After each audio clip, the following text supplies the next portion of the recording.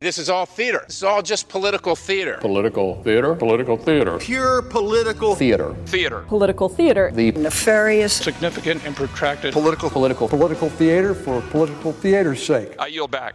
From Washington, this is Political Theater, Roll Call's review of the spectacle of politics on Capitol Hill and across the country. I'm Jason Dick.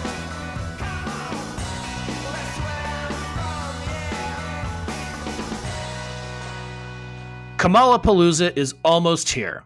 The Democratic National Convention starts in Chicago in just a few short days, with the party looking to capitalize on the bounce it has gotten since President Joe Biden dropped out of the race and Vice President Kamala Harris and her running mate, Minnesota Governor Tim Walz, quickly wrapped up the nomination. There might be a lack of drama about the outcome of this quadrennial confab, but there is a lot of drama surrounding it. As we like to say, politics never sleeps, and there are several other campaign stories bouncing around the DNC's perimeter. Congressional primaries, ballot referendums, and the perennial question of who will show up and who won't for presidential party time. Herb Jackson, Roll Call's politics and campaigns editor, is here, and we're going to run down some of these issues and more. Herb, welcome back to Political Theater. It's a pleasure to be here at my desk. And speaking of which, I will be heading to Chicago for podcasting and editing and I guess eating Italian beef and, deep dish pizza. There's got to be something about pizza. Yeah, yes. In a few short days, you are going to be manning the home front here from the desk and so forth. But how many of these primaries? How many of these conventions have you been to? Oh, I haven't counted. My first one was in New Orleans in 1988. That was a lot of fun because the bars don't close. No, there's no need. When you have customers 24 hours a day, there's no need to close them. And you also were just dealing with one print deadline a day. There was no file to the web and, podcasts do annoying things like that. Yeah. And you were in Central Time, so your editor was an hour later than you. So you had to file early in the evening, and then you didn't have to file until earlier the next evening. So, yeah, it was a lot of fun. Paradise. Yeah. But you are. I remember when we first started talking about the conventions. You let it be known that you had seen enough. As our friend David Wasserman over at the Cook Report says, he's seen enough in this race. You had seen enough of these conventions to be satisfied with your life at this point. Yeah, well, it's one of those things where when you finish for the day, it helps to just be able to walk to your bed, and not have to get on a bus. And go back to a hotel 30 miles away, or an Airbnb, as in the case of several of us.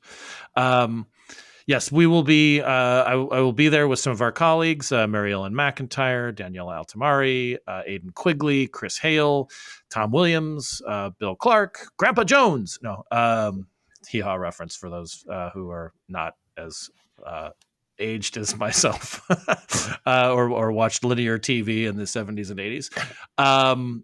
And also our friends Nathan Gonzalez and Jacob Rabashkin at Inside Elections. So we'll have a nice footprint covering stuff, and it will get busy. But I also just wanted to pause, for the purpose of this podcast, and say, there's also other stuff going on. I mean, Kamala Harris and Tim Walz will be the nominees, as I alluded to at the beginning. There is unless you believe President Donald Trump, who has this idea that Biden is going to swoop in on a zip line, I guess, and pluck the nomination away from Kamala Harris. I guess he wishes it'll be like Tom Cruise at the closing ceremonies. Yes, I think he really wants to run against Biden, as he told Elon Musk. He already beat him. He went forward in time and beat Biden, and then this nub of alternate history started, and now he's trapped in it and has to run against Kamala Harris. Yeah, and it seems to be gnawing at him. He didn't want to run this race. Yeah. That's what it appears, at least based on the people who talk to people who talk to him, who then go on cable TV and talk about that. He's not talking to me. So. No, not me neither. But yes, there isn't in terms of what the outcome will be. Harris and Walz are actually already technically the nominees because of the virtual roll call that they did to make sure that this was all sewed up for ballot purposes, getting on the ballot in places like Ohio and so forth, where there are different deadlines. So there's no drama there. Some of the drama is about well, what is Joe Biden going to say on Monday in his speaking slot, or what will Barack Obama say, or Bill Clinton, or Hillary Clinton, or any number of those people. But before we get there, though, there is a little bit. There's a little bit of churning going on in the political universe, if you will, and some of it we saw last night. With primaries in Minnesota and in Wisconsin, and not so much in Vermont and Connecticut as far as drama, but there were some questions. Some of the fields were cleared for some high-profile races in primaries last night. We're going to talk about those as well as a primary next week. There are primaries next week in Florida, which has a few members, that they sent to Congress, and then Alaska, which could be a key race, depending on how close the margins are in the House, and then Wyoming, which will have very little drama.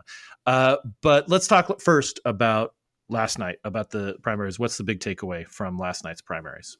Well, the oddest thing was in the middle of counting votes that were cast yesterday, the AP made a race call for a primary that was held in June for the 2nd district in Utah, where the incumbent Celeste Malloy was facing a Green Beret who was backed by Senator Mike Lee. And Utah Republicans, there's sort of like the Mitt Romney kind of Republican, and there's the Mike Lee kind of Republican.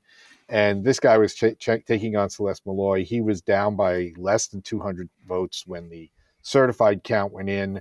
And there were a number of ballots, I don't profess to know how many, that were not accepted because they were postmarked too late. And there was an argument over whether they still had been mailed in time, but since they had to go to Las Vegas for mail processing, that might have delayed when they got stamped as postmarked. So he actually went into the Utah Supreme Court and said it was unconstitutional to use postmarks as a way of determining if a ballot is valid. And the Supreme Court last night my time, yesterday his time, said, no, you don't get it. So he did concede, although he bemoaned the fact that this gentleman's name was Colby Jenkins. He bemoaned the fact that this is a threat to democracy, that people were not, they were disenfranchised. And did he say it was a threat to democracy? I thought he said it was a sad day for democracy. There's a sad day for democracy. Yes. Yeah. And if people did mail their ballot in time and it's not being counted because of the Postal Service, this was something, not too long ago, Democrats were complaining that Trump's Postmaster General was going to do, right. The same guy who's been the Postmaster General all through the Biden administration. So there's something there, but I'm not sure that declaring that a postmark isn't a valid thing when it's in the state statute is the way you win. And it's not entirely clear who those votes were for, right? He believed there would be enough there that would put him over the top. But the thing about recounts is 200 votes is a lot to try and pick up in a recount. Right. Sometimes if it's 50 or so, you can see it switch. And I think this race did tighten by about 100 votes. But Malloy won. People have been treating her like she won all along. But that race was close. The other races last night, the By big the way, one. I just want to interject real quickly. One of the reasons that there's the Las Vegas connection for this particular district is that this is the 2nd district is the one that abuts the southwestern corner of Utah, and really the big city for that area is Vegas. Like Vegas is a lot closer to Cedar City and places like that in that 2nd district than say Salt Lake, city or something like that. So it's one of those things where Vegas is a lot closer, even though it's in another state, to those parts of the 2nd district than other parts of Utah that we have heard of, like Provo or Salt Lake City or Park City and places like that. I defer to your Southwest geography knowledge. If you want to talk about Southwest New Jersey and how it's closer to Baltimore than New York, I can do that for you. We'll get to that. Yeah. Let's see the races that were actually held yesterday. Yes. One of the top ones we were watching was Ilhan Omar, who's a member of the Squad, or as Fox News reported this morning, Squad member wins in Tim Walz's state. She won her primary pretty easily by about 13 points, whereas last cycle she only won by about 2,500 votes over a guy who was running against her this time. Right. Not our reporting, but others reporting says that she worked a lot harder at building, support in the district. And one of the big changes, because two other Squad members, Jamal Bowman in June and Cori Bush in August, were defeated, and there was millions and millions of dollars being spent by pro-Israel groups, AIPAC and the Democratic Majority for Israel, in those races that were not present in the Minnesota Omar race. So that's probably a big factor. But yeah, she was done early. We also had, she'll win running away in it's November. A very Democratic district. Yeah, this is Minneapolis. This is the kind of heart of Minneapolis. So she is likely, if not certain, to be returning to Congress. Right. And in that category, we also had the Minnesota 3rd District, which was open. Dean Phillips had run against President Biden for president. Let me see. I remember Dean Phillips saying some things like maybe it was time for a new generation, maybe somebody younger could take the torch. And no one he'll get the nomination next week. No one apparently was paying attention. Remember there was that scene in New Hampshire of him sitting on the back of a pickup truck and waiting for people to come talk to him, and nobody would. There were 3 reporters, and that's it. Yeah, that was a sad moment for the New Hampshire primary challenge by Dean Phillips, but ahead of the curve. Yeah, in fact, considering Biden wasn't even on the ballot in New Hampshire and won the primary, but the nomination for his seat, which is a Biden plus 21 district, Biden won it by 21 points over Trump in 2020, is a former state senator named Kelly Morrison. I would think that she's probably going to start looking for housing in D.C. in January. That was not a close race. There was an actual primary. She didn't have a primary, but there was a primary in Wisconsin for the Senate race, which is a huge battle this year. Yep. Eric Hovde, who's a lawyer, who's a banker, who the Democrats keep referring to as California banker Eric Hovde. He won his primary easily. He was at 90 points, I think, when I looked last night. So he's going to be running against Tammy Baldwin. He has already spent $13 million. She spent $32 million since her last election. But who knows how much he's going to put in there? His financial disclosure statement shows extensive wealth. And he's one of these people that were recruited by the Mitch McConnell crowd because of their ability to self-fund their campaigns. Right. And this is a district where it's a battleground state.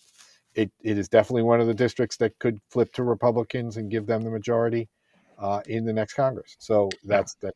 But it's not like the primary will change anything. Hovde and Baldwin have been running against each other for months. Right. Right. And then, and both have also kind of embraced, their respective nominees too. I mean, Hovde spoke at the Republican National Convention even before he had won this primary.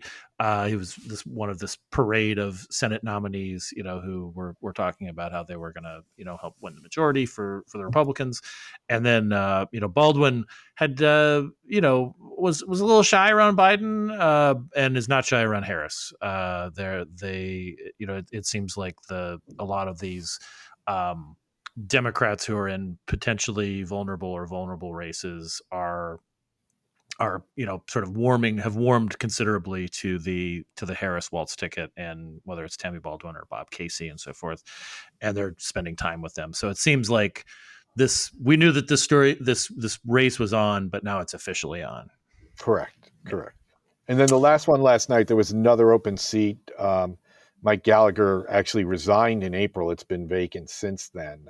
There were simultaneous primaries for the full term that starts in January and the special election to fill the remainder of the term. And the winner in the Republican primary, and this is a very Republican seat, is an ex-gas station owner named Tony Weed. He had an ad from Trump that he ran during the campaign, Trump saying, Tony's got my complete and total endorsement. And it actually encouraged the former state senator. It was a three-way primary. One of them was one of his opponents. Trump called him a rhino and said he should get out of the race. Weed ended up winning with 41% of the vote in a three-way race. So he'll probably be, on his way here too. Yeah, this is a pretty Republican district. Yes. Yeah. Got it. All right. And then, again, as I think we joked earlier on when we were talking about like things that we wanted to touch on. Yes, there were primaries in Connecticut and Vermont for the Senate, but not really. Chris Murphy and Bernie Sanders are locked up the nominations, with, like they didn't even have opponents. They didn't have primaries, right. Although Bernie is older than Biden, so Democrats don't necessarily hate someone who's that old. Right. Exactly. But then there is a potentially competitive race in Connecticut, in the Hartford area, which we should, mention before we start talking about next week. And that is Jahana Hayes, who I think it's the 5th district, correct? Yes. Yeah. In Connecticut. She, she easily won renomination, but she also is going to take on the Republican who won his primary, who she beat just kind of barely in 2022. That's Republican George Logan. He just came up short by about 1 percentage point 2 years ago. He was also unopposed as primary, but this is a potentially vulnerable. Our friends at Inside Elections have it as lean Democrat, but definitely worth keeping an eye on. Yeah, this is one of those seats where if Biden were still on the ballot and an anchor, it could go red. Right. I will see whether Nathan does anything to his ratings now. He doesn't do that as fast as some of the other places that moved ratings 3 weeks in July and now have moved them back. Right. But it's worth watching. It's still on the map, as we say. Right. All right. So next week, Tuesday will be, convention time. President Biden will speak on Monday, as will Hillary Clinton, the 2016 nominee, and former First Lady, former Senator, former Secretary of State. And then on Tuesday, Barack Obama will speak at the convention. Also, Kamala Harris and Tim Walz will hold a rally in Milwaukee on Tuesday. So it'll be a busy time there in the Midwest. I wonder how many folks at the convention might take the train or rent a car to go to Milwaukee to cover the rally and then come back. We'll see. But then Tuesday also has not several primaries, but two particularly significant ones. Let's talk about Alaska first, just because we only have to talk about one race, and then we'll talk about Florida, where there are multiple races. But why, Alaska is having its primary, and again, it's this a ranked choice does make my head hurt. I mean, it may be good for democracy according to its proponents, but it's not good for my brain because I have trouble with the math part of it. But Mary Peltola, who's a Democrat, who initially won the seat to replace Don Young, who had died, Republican. She, is fairly vulnerable, and she's in this mix and match ranked choice primary. Let's talk about how that works. She's very vulnerable. I mean, this is a state Biden lost by 10 points, right. But she was able to win in 2022. Or was it 2020? I can't even remember now how long she's been.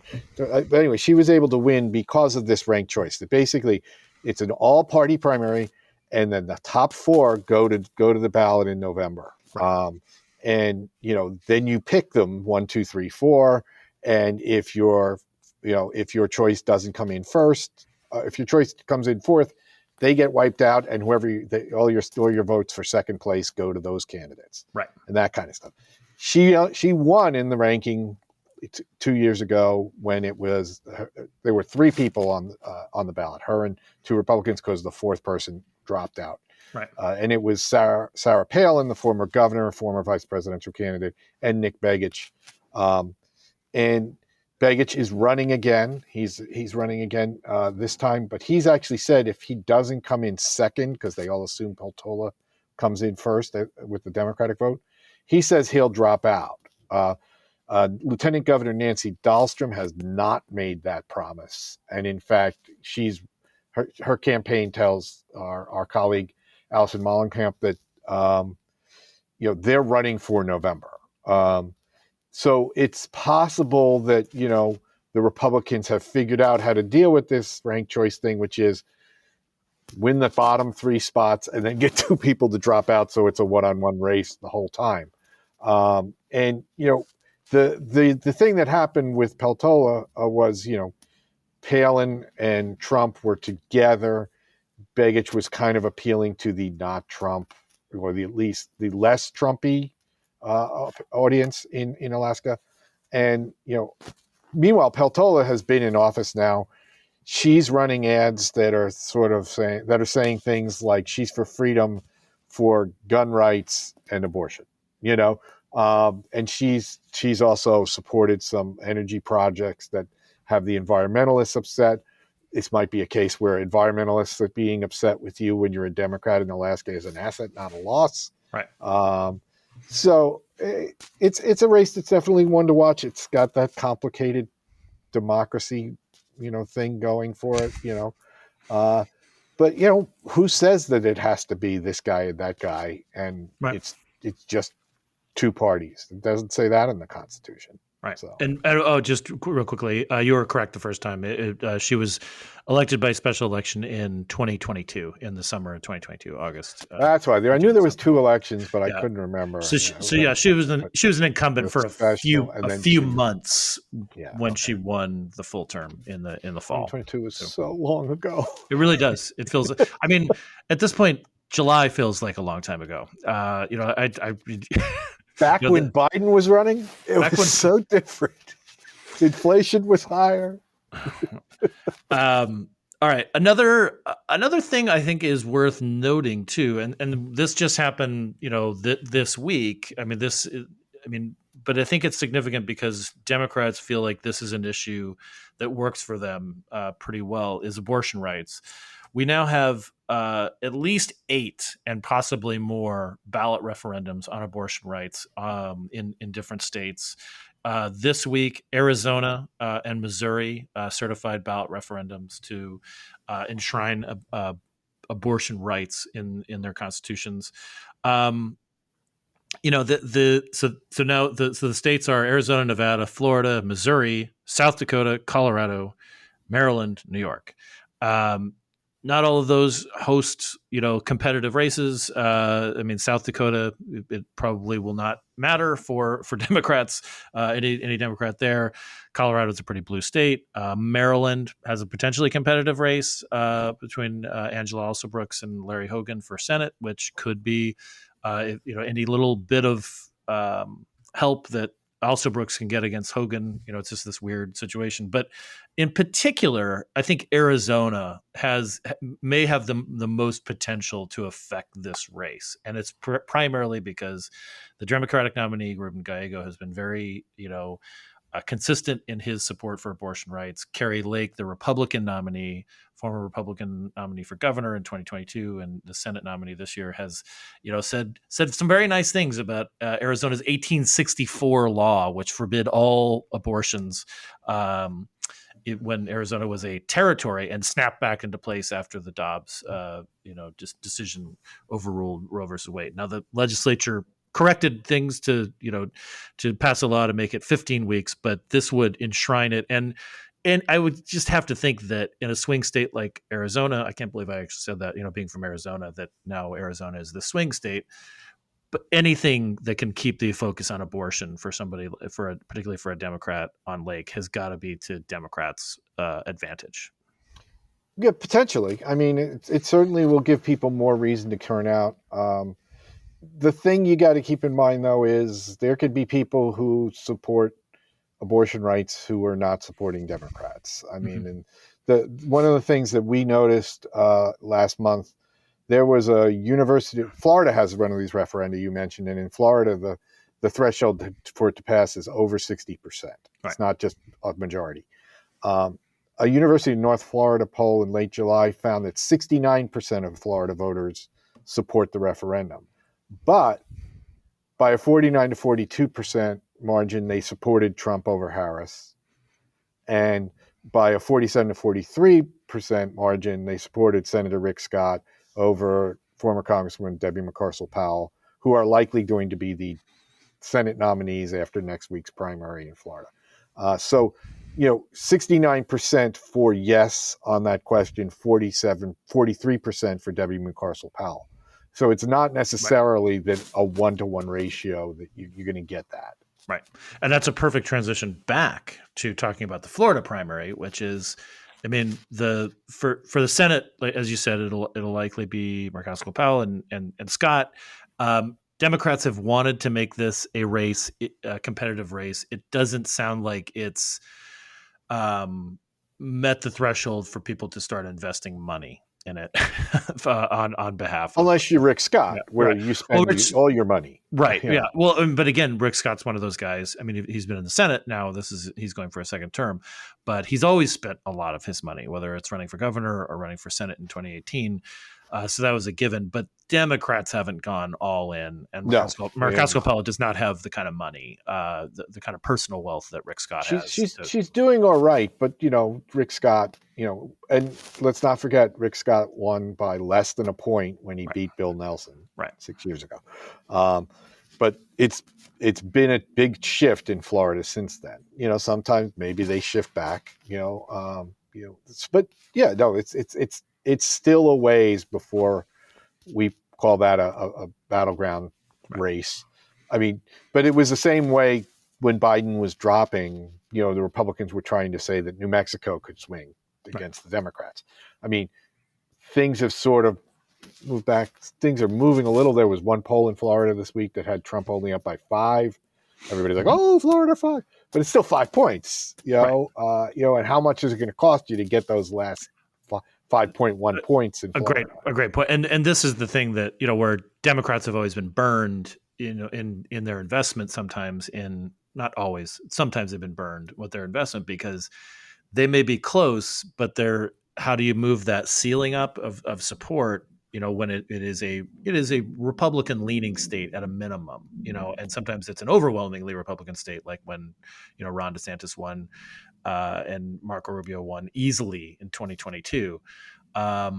It's just so expensive to advertise and to organize in places. You have all these different media markets. They're all very expensive. And it's, the payoff is big, but the spend, might be better spent somewhere else, like Georgia or North Carolina or Nevada or Ohio, It just occurred to me that one of those people who might be yes on the referendum, but not voting for Harris is Donald Trump, but he won't tell us how he's voting. That's correct. The gentleman's correct. And also, I mean, I would guess, that this is because of the money involved, the investment that it requires, and the fact that Democrats can win the White House without Florida. I would guess that this is not going to see a lot of, party investment. But Jason, it's August. Let's not foreclose what happens in October. No. But this was the thing that I was going to say. I'm just saying that the paths that they have to where they can invest their money don't have to involve Florida when if they lose Pennsylvania, they lose, period. So whereas if they lose Florida, there are all other ways for them to get. Now, if the Republicans lose Florida, they're done. That there's almost no path for Trump to be president if he does not win Florida. But again, it seems like it's a very Republican place, but Barack Obama won it twice. Barack Obama won Ohio twice. So and that wasn't ancient history. That's not, the 90s or something like that. That's just, a couple. It's not like when Al Gore may have won Florida. Right. Yeah. Right. Exactly. So anyway, I just went, but sorry to go on a bit of a tangent, but there are also some House primaries that are coming up that are kind of interesting too. Like right? dessert, we're saving Matt Gaetz for Right. last, right? But yeah, the key race is going to be in Florida's first district, Right. And former Congressman Matt Gaetz, who does not shy from attention, whether he's he's got a primary fight, maybe he'll be okay.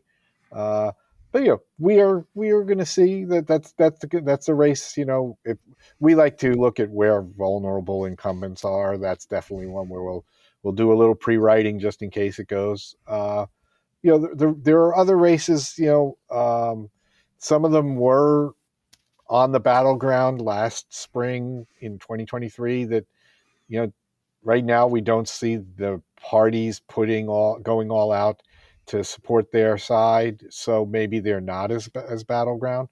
And then you have races like one I've been watching is I think it's the 20th district. There's Congresswoman Sheila Sherfulis McCormick, who's facing a pretty serious ethics investigation, and had very competitive races before. Now she's unopposed in the primary, and as far as I can tell, there's no Republican running at all. This is the Orlando area. I think it's the Orlando area. I should take that back. Anyway, but basically that's a race somebody might be able to do something with, but they're not. Right. And it's going to, but it's one it's notable, so we will note it. Yeah. Yeah, let's see. This 20th congressional district. Let me just double check here since we mentioned it. It's actually like to the west of Fort Lauderdale and West Palm Beach, so south of Orlando. It's Broward, Palm Beach, Fort Lauderdale, that kind of area. It's southern. It is southern Florida, but not quite. It's on the sort of fringes of Miami and south of Orlando. So, all right. So that's another geography lesson. And then my favorite, sort of parlor game when it comes to conventions is who's not showing up. Because people don't show up, but besides you, Herb, people don't show up for a number of reasons. I actually, in 2012, I did not attend either one of the conventions to cover because I actually went out in the field and I covered the campaigns of a couple of folks who were skipping their own party's convention in order to focus on their races. So for George Allen, who had been defeated in 2006 by Jim Webb, he was running to reclaim his seat. It was an open seat because Webb was retiring and he was running as Tim Kaine. So Allen was running and he decided to skip Tampa and focus on that race. And so I covered that, and I thought that was a fun story to work on. And then for the Democrats, Claire McCaskill, even though she didn't have as much of a competitive race because she was running as Todd Aiken at the time, with Aiken's sort of, again, abortion came up in that race, and his comments about abortion kind of helped sink his candidacy. But she decided to stay away from Charlotte and the Democratic convention, to Missouri's a conservative place, so she decided to run and did that, and I covered that. So I'm always sort of fascinated, who's not going to be there. And as far as we know, it sounds like two Democrats in the most competitive races in the, that will help determine the majority in the Senate are not going to be there. And one is John Tester in Montana, who's running against Tim Sheehy, and Sherrod Brown in Ohio, who's running against Bernie Moreno. Both of them are in toss-up races.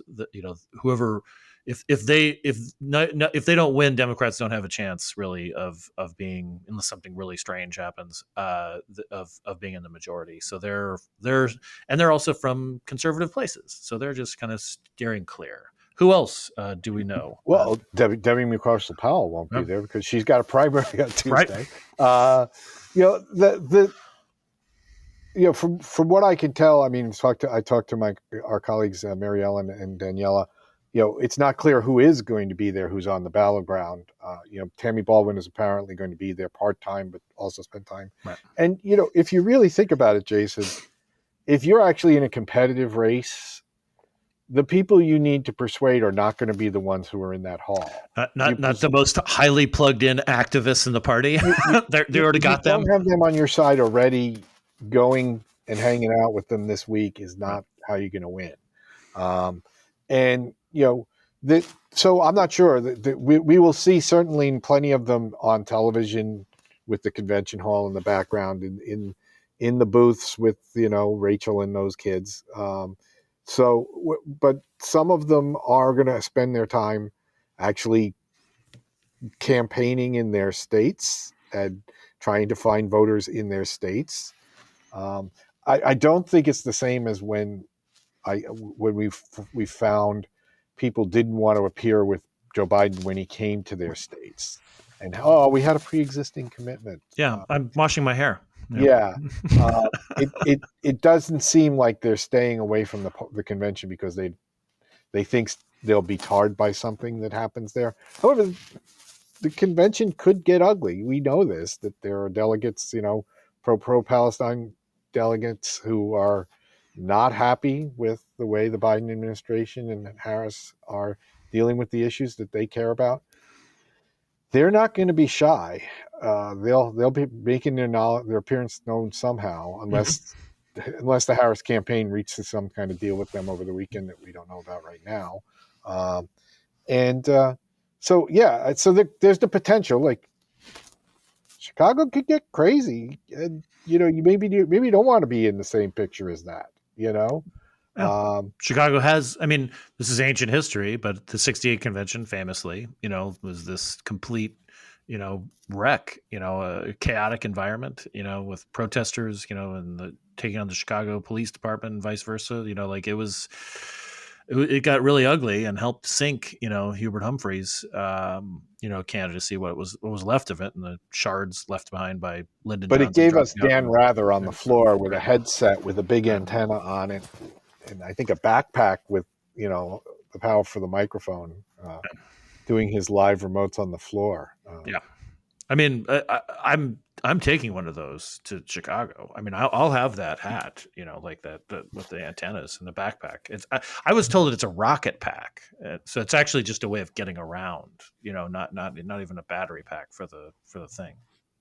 No, I might not be telling the truth right here. You've been talking to Tom Cruise again. Yeah. Always comes back to Tom Cruise. Did you see those closing ceremonies? Come on. I jumped off the top of the stadium and they got on a motorcycle. Come on. It's the magic of the movies. Harris is probably sitting there going, I want that. All she has to do is become a Scientologist, I guess, and Tom Cruise will do that for her. Just kidding. Lastly, will we see Bob Menendez at the Democratic National Convention? Bob Menendez is convicted of fraud charges. He has dropped his bid, even an independent bid, to run for Senate. But he is still a United States senator, at least until the 20th, I believe. Tuesday, And ostensibly still a delegate. Is this the type of thing that Bob Menendez would do? You think show up just one last go around at the convention, or is he going to be washing his hair too? He hasn't told me. He hasn't called. Yeah, he used to be the head of the delegation. He was the chairman of the delegation one year. He was the chair of the DSCC at the convention in Boston in what was that 2004? Yes. So yeah, he probably will miss it if he doesn't go, but I don't think hanging out at the delegate breakfast is going to be fun for him. And it is his last day as a senator on Tuesday, so we will presumably there will presumably be a new senator by the end of the convention from New Jersey among the group, and the governor has to name somebody. Maybe they'll parachute into the United Center with Tom Cruise, or with a T-shirt that says "We don't like you either." Yeah. But do you want to explain that That's for just the listeners? my Facebook friend's favorite New Jersey slogan this week. So yeah, We don't like you either. New Jersey, we don't like you either. So. Well, Herb, thanks for unpacking a lot. Appreciate your tending the home fires, dealing with the primaries while we're in Chicago, and look forward to the coverage there. If you listeners, if you have gotten a little lost in all the detail, as I certainly have several times during the podcast, this is all on rollcall.com. Herb's team, Mary Ellen McIntyre, Niels Lesniewski, Danielle Altamari, John Bennett, and others, contributing, all have this on rollcall.com. Just go to rollcall.com, check the campaigns button, and it all is there. All the outlines and all the stuff we talked about and more is there. And check us out. Look for us next week in Chicago, where we will be podcasting with some of these same team members. And until then, we'll talk to you later.